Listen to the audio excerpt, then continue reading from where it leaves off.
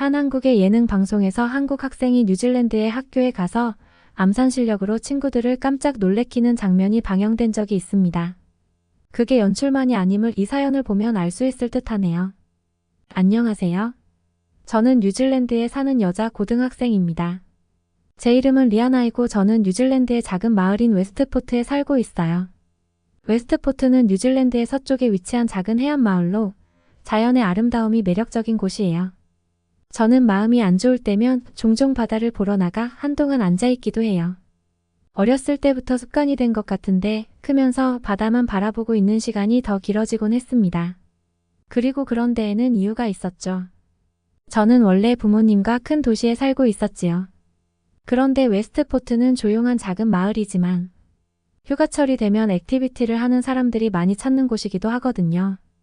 아름다운 해변과 멋진 해안 선상을 보면 그 이유를 알 수 있을 거예요. 어찌됐건 엄마의 고향이 이곳이라 제가 9살쯤 저를 데리고 휴가차 외할머니 댁으로 놀러 왔었어요.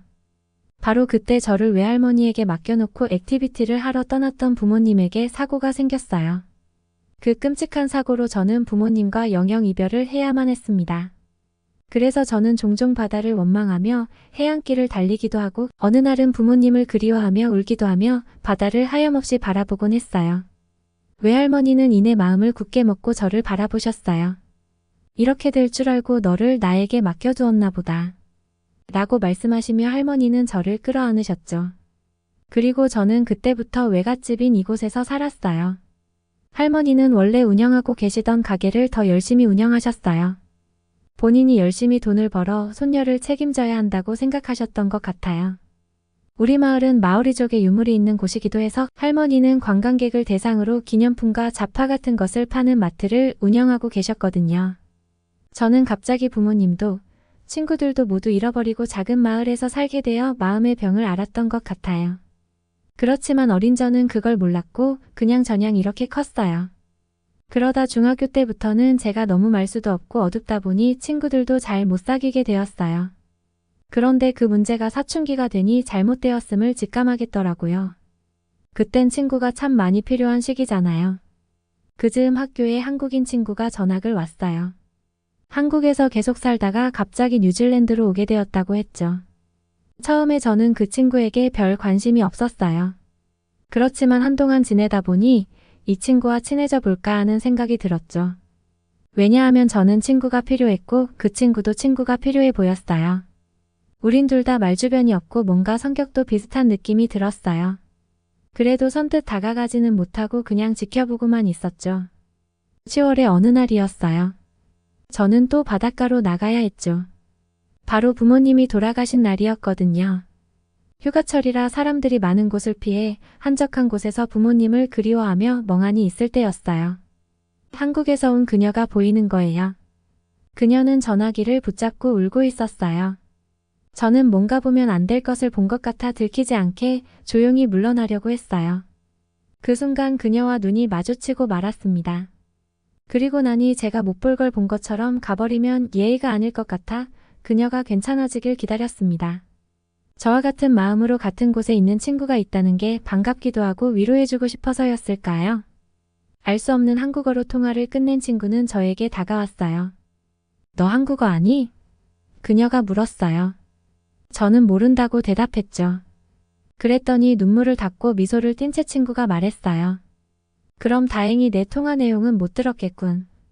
저는 이때가 이 친구와 친해질 기회다 싶어서 물었어요. 무슨 일이 있냐고요? 그리고 그녀는 부모님이 보고 싶어서라고 답했죠. 저는 부끄럽게도 반갑게 물었어요. 너도 부모님이 돌아가신 거냐고요? 그러자 그녀가 더 놀라며 대답했죠. 아, 아니야. 나는 부모님이 돌아가신 건 아니야. 그저 한국에 계셔서 보고 싶은 거야. 그녀는 그렇게 대답하며 저에게 미안하다고 하더군요. 그게 왜 미안할 일이죠? 나는 내가 지레짐작해서 그렇게 물은 것에 대해 사과했어요. 그리고 그녀는 오히려 제가 부모 없는 아이라는 것을 알고 조심스레 위로의 말을 건네더군요. 그리고 제 덕에 자기는 부모님께 투정 부릴 상황이 아니었구나 하고 반성이 된다면서요. 그렇게 우리는 갑자기 친해졌고 그녀는 왜 부모님과 떨어져 먼 뉴질랜드로 유학을 왔는지 들었죠. 그리고 왜 하필이면 중심지도 아닌 이런 작은 마을로 왔는지를요. 그녀의 이모가 뉴질랜드인과 결혼하여 이 마을에 산다더군요. 영어도 배우고 외국에서 공부를 배울 기회를 제공해주겠다고 이 먼 곳으로 왔다고 했어요. 그녀는 갑자기 낯선 곳에서 혼자 외모가 다른 이방인으로 지내는 것에 대해 굉장히 마음이 힘들었다고 했죠. 저도 갑자기 부모님이 돌아가시고 낯선 이 마을에서 크게 되었다며 공감을 해주었어요. 그리고 제가 이 친구에 대해 소개하는 이유가 있습니다. 이 친구의 이름은 지혜인데 저와 친해지고부터는 종종 우리 할머니 가게에 함께 놀러 가곤 했어요. 할머니가 급할 때 가게를 함께 봐주기도 하고 가게에서 간식을 먹으며 놀기도 했거든요. 그런데 어느 날 외국인 관광객이 우리 마트를 들렀어요. 몇 가지의 물건을 계산하고 지폐를 놓고 나가려 하더군요. 저는 잔돈을 얼마 주어야 하는지 계산을 하려고 했는데 잔돈은 가지라며 나가는 그 손님들에게 감사 인사를 했어요. 그런데 지희가 그들을 불러 세우더군요. 돈이 모자르니 더 지불하고 가야 한다고요. 그들의 의도가 어땠는지는 정확히 모르겠지만 그들은 얼굴이 벌개져서 소리를 높이더군요. 우리를 뭘로 보냐, 돈은 넉넉히 지불했다면서요. 지희는 차분히 이것들의 금액은 당신이 낸 돈보다 5달러나 더 내야 한다고 했죠. 뒤늦게 계산기로 계산을 마친 저는 지희의 말이 맞는 것에 깜짝 놀랐어요. 어떻게 그렇게 순식간에 계산을 했는지 놀라웠죠. 그들은 결국 화를 내며 돈을 더 지불하고 나갔습니다. 저는 지희에게 감사하다고 이야기하며 그녀를 더 의지하게 되었어요. 학교에서 친구가 없이 홀로 지내던 우리 둘은 함께 어울리게 되었어요. 주변 친구들은 저희 둘이 친해진 것에 대해 살짝 놀란 느낌이었죠. 그렇지만 이내 다들 별 관심을 갖지 않았어요. 그러다가 저희가 큰 관심을 사게 된 계기가 있습니다. 한국인 친구는 지희는 평소 영어가 아직 서투르다는 이유로 별로 말을 하지 않았어요. 그리고 우리는 한국에서 와서 공부가 어렵겠거니 하고 당연히 생각했죠. 그러다 수학 시간에 그녀의 놀라운 모습을 보았어요. 해결해야 할 과제가 제시되었는데 그녀가 손도 안 떼고 있는 거 아니겠어요? 수업에 참여하지 않고 거의 놀고 있는 것처럼 생각될 지경이었어요. 그래도 이건 아니다 싶어 조용히 언지를 주었어요. 그런데 저만 이렇게 생각한 건 아니었나 봐요. 선생님이 다가와서 지희에게 말하셨죠. 왜 아무것도 안 하고 있는 거니? 그러다 말이 없어지셨어요. 지희의 책을 조용히 바라보고 계셨죠. 친구들의 이목이 집중되었어요. 그리고 선생님의 말은 모두를 놀라게 했어요. 벌써 다 푼 거야? 뭐라고? 그게 가능한가? 저는 생각했어요. 지희는 부끄러워하며 낮게 말했어요. 네, 금방 계산이 되어서요.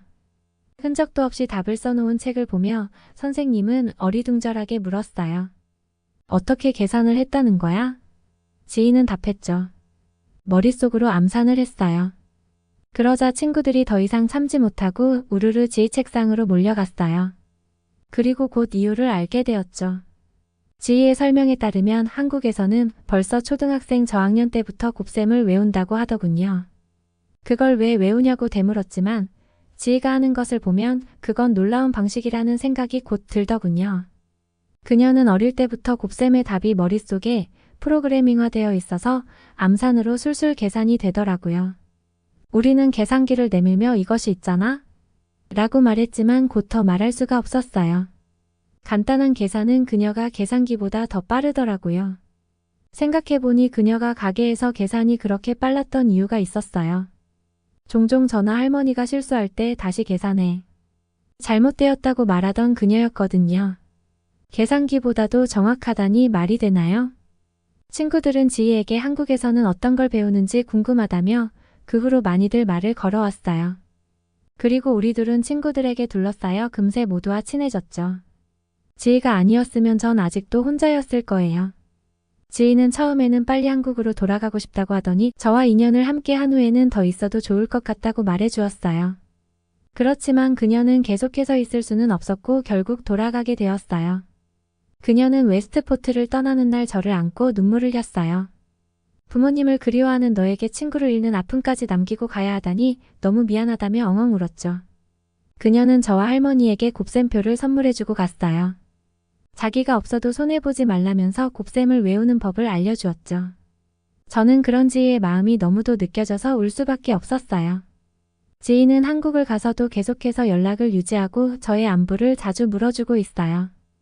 저는 그런 지희 덕에 지희가 없어도 많은 새로운 친구를 스스럼 없이 사귀고 저의 우울한 마음 상태는 정말로 많이 밝아졌어요. 외할머니도 제가 지희를 만나고부터 많이 바뀌었다고 정말 귀한 친구였다고 인정하셨죠. 저는 아직도 지희가 그립습니다. 그렇지만 그녀 없이도 밝게 잘 생활할 수 있게 되었어요. 한국인의 따뜻함과 영특함이 저에게 짙게 남아 저는 한국의 팬이 되었어요. 지희와는 한국 스타에 대한 이야기도 자주 나누고 한국 드라마 이야기도 자주 나누죠. 제가 성인이 되고 돈을 벌면 지희를 만나러 한국에 가겠다는 약속을 자주 하고 있어요. 인터넷과 드라마로 한국의 모습을 많이 접하고 있는데 하루빨리 그날이 오길 손꼽아 기다리고 있어요. 그러려면 돈을 많이 모으고 성공해야 더 자주 갈 수 있겠죠? 저는 지희와 한국 덕에 공부까지 열심히 하는 성실한 학생이 되었어요. 정말로 고마운 마음으로 이 글을 올립니다. 두 친구의 마음이 너무도 예쁩니다. 리아나 양이 꼭 한국에 와서 한국의 아름다움과 따뜻함을 마음껏 느끼고 가길 저도 응원하겠습니다. 오늘도 끝까지 들어주셔서 감사합니다.